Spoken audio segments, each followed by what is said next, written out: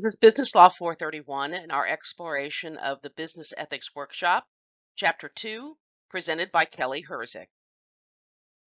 We will begin with the overview of Chapter 2. Chapter 2 examines some of the theories guiding ethical decisions in business. It considers ethics defined by duties and rights. It's officially called Theories of Duties and Rights, Traditional Tools for Making Decisions in Business when the Means Justify the Ends. The means justify the ends versus the ends justify the means is one of the topics we will be covering. We will also be covering perennial duties, the duties of the categorical imperative, and rights-based ethics. The first topic we're going to cover is the means justify the ends versus the ends justify the means. This chapter will focus on the idea that means justify the ends, which is ethics based on duties and rights. In Chapter 3, we'll talk about the ethics involved with ends justifying the means. In business ethics, do the means justify the ends, or do the ends justify the means? Is it better to have a set of rules telling you what you ought to do in any particular situation, and then let the chips fall where they may? Or should we follow the rules no matter the consequences? When the means justify the ends, ethical considerations focus on what you do, not the consequences of what you've done.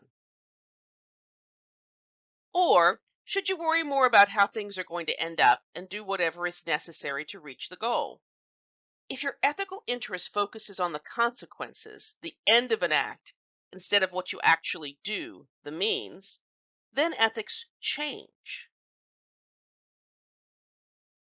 Is really what you do matters or the consequences? In traditional ethics, this is a foundational question. Traditionally focusing on means instead of ends leads to an ethics based on duties and rights. Next, we're going to discuss perennial duties. There are things that are right and others that are wrong, and the discussion ends. For example, we all have a duty not to steal, so we shouldn't do it. These are the fundamental things that are right and wrong that we learn as kids. Don't lie, don't steal, don't kill. These are the moral duties that people in a society can generally agree upon. This level of clarity is the main strength of an ethics based on duties. When making moral decisions, the key to deciding well is understanding what our duties are and obeying them. An ethics based on duties is one where certain rules tell us what we ought to do, and it's our responsibility to know and follow the rules. The main advantage of an ethics system based on duties is that duties are fairly easy to understand and work with. You might want to mark that down for testing purposes. Over the centuries of thought and the investigation of ethics, a limited number of duties have reoccurred persistently. Don't lie, don't steal, don't kill are the great examples I keep using. These recurring duties are called perennial duties. They are basic obligations we have as a human being in society. They are the fundamental rules telling us how we should act in society. Broadly, this group of perennial duties falls into two groups: duties to ourselves and duties to others. Talk about duties to self and others. Here are the duties to self. The main one is we have a personal duty to develop our abilities and talents. For example, if you have true promise as a piano player, you should continue to study and continue to play the piano. The idea is that someone with talent or ability really should continue their development. On the flip side, we have the duty to ourselves to do no harm. We shouldn't harm ourselves. This means that we need to maintain our health, both physical and emotional, to stay healthily in the world. Here are the duties to others. Avoid wronging others is the guiding duty to those around us. You may remember from Chapter 2, the Golden Rule: do unto others as you would have done to you. Honesty is the duty to tell the truth and not leave anything important out. Respect others is the duty to treat others as equals in human terms, though this doesn't mean treating everyone in the same way. Beneficence is the duty to promote the welfare of others. This is the Good Samaritan side of ethical duties. Then there is gratitude. It's the duty to thank and remember those who help us. Fidelity is the duty to keep our promises and hold up our end of the deal. Reparation is the duty to compensate others when we harm them. Talk about the concept of fairness. The concept of fairness is complex. According to Aristotle, fairness is treating equals equally and unequals unequally. The important point of that is that fairness doesn't mean everybody gets the same treatment. It means that rules for treating people must be applied equally. Modern fairness was developed by John Rawls. He proposed a veil of ignorance as a way of testing for fairness, especially with respect to the distribution of wealth in general terms. The veil of ignorance is the idea that when you set up the rules, you don't get to know beforehand where you'll fall inside them, which is going to force you to construct things in a way that is really balanced and fair. The great example of that is the split of a candy bar. When two friends together buy a candy bar to split, they'll frequently have one person break it and the other choose a half. If you're the breaker, you're under the veil of ignorance since you don't know which half you're going to get. The result is you'll break it fairly, as close to the middle as you can. Let's talk about an issue that arises in duty-based ethics, and that's a problem of balancing the duties. Problems can arise when more than one duty seems applicable to a situation, and they're pulling someone in different directions, pulling someone to make one decision versus the other, and the person doesn't know which to choose. Some duties could be used to justify one path, one ethical decision, while others might pull one in a different direction depending on how the individual balances the duties. The example in your text is the son of Bernie Madoff, Andrew Madoff. Depending on how he balanced the duties to himself and others, he could have chosen to stay quiet about his father's fraud and continue his life on the legitimate side of the business based on his own duty to develop his abilities and talents as a financier, and he could continue to use his father's money to fund cancer research, which was the duty of beneficence. Instead, he chose to report the fraud. Other duties, such as the respect for others, the golden rule, and reparation to those wronged, could have been duties that weighed more heavily towards reporting the fraud rather than staying silent. Ultimately, duties give one a solid basis for making a reasonable decision, but the balancing of duties is left to the individual in duties-based ethics. What duties do allow Andrew, or anyone considering his situation, is to achieve a solid footing for making a reasonable and defendable decision. From there, the ethical task is to weigh the various duties and choose which ones pulls harder and makes the stronger demand. There's ultimately no right answer when you balance the duties. For some, the balancing of duties and the uncertainty that causes, particularly for those who want clear rules to follow, is a problem with ethics based on duties. Where do duties come from? There are generally two common theories of where basic duties originate. One standard explanation is that duties are written into the nature of the universe. They're part of the way things are. Some attribute this to a higher power like God. Another possible source for the duties is humanity, in the sense that part of what it means to be human is to have this particular sense of right and wrong. It's part of our nature. It's written into our genetic code. It's part of our DNA. I have given you a summary chart on the advantages and disadvantages of ethics based on duties on this page. I'm not going to read each of these blocks for you because we've already gone over it. And if for some reason you're having trouble with this, I can make you a text-based chart. I wanted to put it in this format so that you could have a nice simple chart. But if you can't read it, please email me and I will give you a substitute that is more accessible based on text. Next, we will discuss the duties of the categorical imperative. This was proposed by German philosopher Immanuel Kant. Kant accepted the basic proposition that a theory of duties, a set of rules telling us what we're obligated to do in any particular situation, was the right approach to ethical problems. He sought a way to have duties work together rather than pull people in one direction or another, which, as you know, is one of the main problems with duties-based ethics.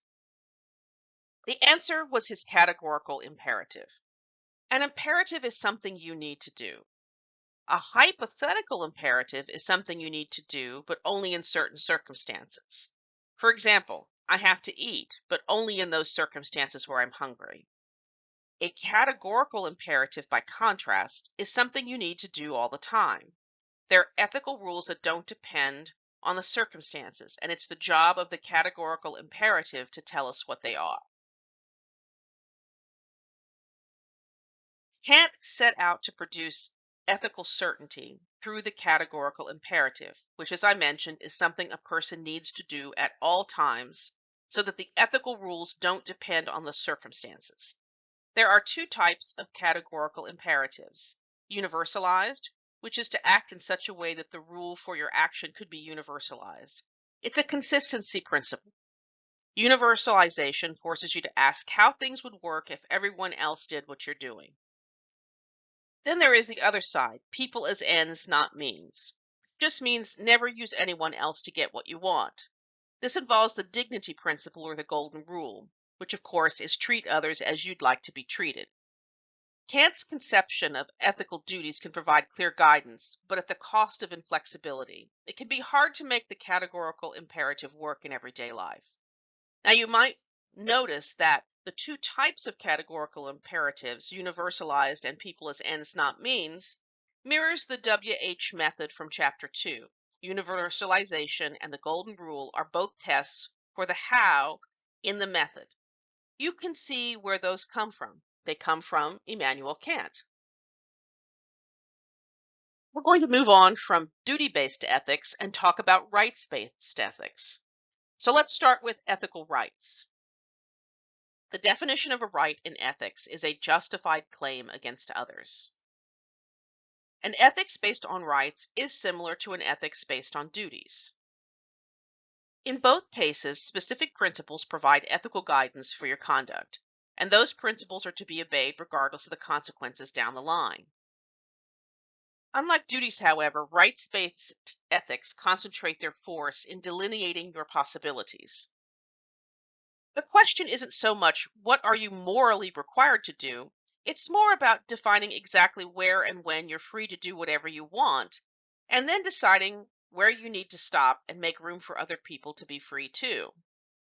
Stated slightly differently, duties tend to be ethics as what you can't do, and rights tend to be about what you can do. Duties tend to be protective in nature. They're about assuring that people aren't mistreated. Rights are the flip side. They're liberating in nature. They're about assuring that you're as free as possible. Rights theory maximizes choices in the name of ethics. As opposed to duties that deal with specific acts, rights ethics declares that there are places where the acts don't matter. As long as no one else's rights are being infringed on in that space, the person is free to do what they like. Duties tend to be community-oriented. They're about how we get along with others in our community. Rights tend to center on the individual and what he or she can do regardless of whether anyone else is around or not. The main disadvantage of rights-based ethics is that it does not help people resolve their differences or conflicts because it is focused on the individual. Rights-based ethics is often viewed as a sum-zero game. There are always winners and losers. Next, we will discuss the characteristics of rights. According to English philosopher John Locke, rights are universal. The fundamental rights don't transform as you move from place to place or change with the years. Rights are equal. They're the same for all, men and women, young and old. They are inalienable. They can't be taken, they can't be sold, and they can't be given away. You might recognize John Locke's theories here. Our founding fathers relied on Locke's theories in part in creating a new nation. But this does lead to a curious paradox at the heart of rights theory. Freedom is a bedrock right, but we're not free to sell ourselves into slavery. We can't because freedom is the way we are. Since freedom is part of our essence, it can't go away without the person disappearing too. But you have to remember that rights are not absolute. You and his employee might be free to wear what you want, but if you do and you violate the dress code at work, your boss is free to fire you under ethics rights theory. Now, of course, this does not take into account legal issues such as religious clothing or items. On this slide to the left is a digital scan from the National Archives of the first page of our Constitution. That's what it actually looks like. On the other side is a chart that lists our common rights: the right to life, right to freedom, right to free speech, right to religious expression, right to pursue happiness, and the rights to possessions. These fundamental rights should be recognizable to you. They appear in the founding documents of our nation. For example, we hold these truths to be self-evident, that all men are created equal, that they are endowed by their Creator with certain unalienable rights, that among these are life, liberty, and the pursuit of happiness. That is the preamble from the Declaration of Independence. The 14th Amendment, which was ratified in 1868 after the Civil War, has an important clause called the Due Process Clause. Nor shall any state deprive any person of life, liberty, or property without due process of law. Next, I want to discuss libertarianism, which is an example of a rights-based ethics. Libertarians seek to maximize autonomy and political freedom and minimize the state's violation of individual liberties. This view emphasizes free association, freedom of choice, individualism, and voluntary association. For libertarians, the right of the pursuit of happiness and the right to possessions or the right to property, basically to keep what you earn, are key rights. According to the Libertarian Party on their website, libertarians strongly oppose any government interference in your personal, family, or business decisions. Essentially, they believe all Americans should be free to live their lives and pursue their interests as they see fit, as long as they do not harm another. For libertarians, the rights to the pursuit of happiness and the rights of possessions are the key rights. On a local level, we have a libertarian here in Wichita. It's Charles Koch of the Koch Enterprises. He is the classic libertarian. Next, we will discuss negative and positive rights. The ethics of rights can be categorized as negative rights and positive rights. Negative rights are considered fundamental and require others not to interfere with an individual's rights. Positive rights, by contrast, are closer to traditional duties. They're obligations others have to help protect and preserve my basic negative rights. For example, the right to life as a negative right involves others from refraining from harming an individual. As a positive right, the right to life would involve someone not only refraining from harming someone, but also preventing or trying to save someone if needed. Welfare rights are a form of positive rights. They confer minimal social conditions for individuals in society that allow the members to fully use their intrinsic liberty in pursuit of happiness, with some reasonable hope for success. The issue with positive and welfare rights is where is the line? At what point does the responsibility to promote the rights of others impinge on one's own freedom, pursuit of happiness, and life projects? That is the perennial struggle with welfare rights. Next, we will discuss a problem with rights-based ethics when the rights are in conflict. In rights-based ethics, the largest problems do arise when rights are in conflict. When both sides of a conflict find equally strong support within the same basic ethical framework, there is no way to decide without infringing on one right or the other. They're continually at loggerheads. This is the main disadvantage of rights-based ethics. It does not help people resolve their conflicts and differences. I will tell you, you should write that down for testing purposes. Ethical rights provide for individual freedom, but allow few guidelines for individuals living and working together in a business or in society. In general, problems with rights theory can occur in one of two places. For example, I have a negative right to life, freedom, and my possessions, but they infringe on your rights to the same. Or I have a right to freedom to do what I want, but that right clashes with larger society level protections put in place to assure everyone a reasonable shot at pursuing their happiness and enjoying liberty in our society. So let's discuss an example of a right in conflict. The online text uses abortion as an example, and it's a good one to demonstrate the problems with rights based ethical theory. On one side, pro life, support comes from the initial principle a human being, born or not, has a right to life which may not be breached. On the other side, pro choice, every person's original freedom over themselves and their bodies is the key right, and balancing those rights is a minefield.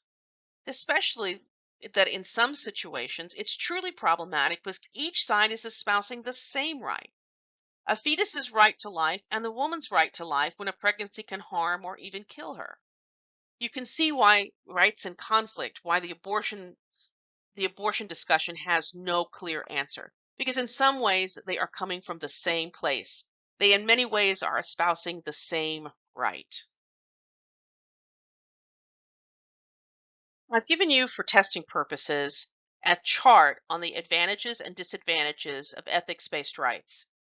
We've gone over these, so I won't go over them again. But if you need something in text only for accessibility purposes, I can create a text only slide for you. This is primarily so that when there's testing, you can have a nice chart to pull out and work with when you're doing your exam. This is the end of Chapter 2 in the Business Ethics Workshop.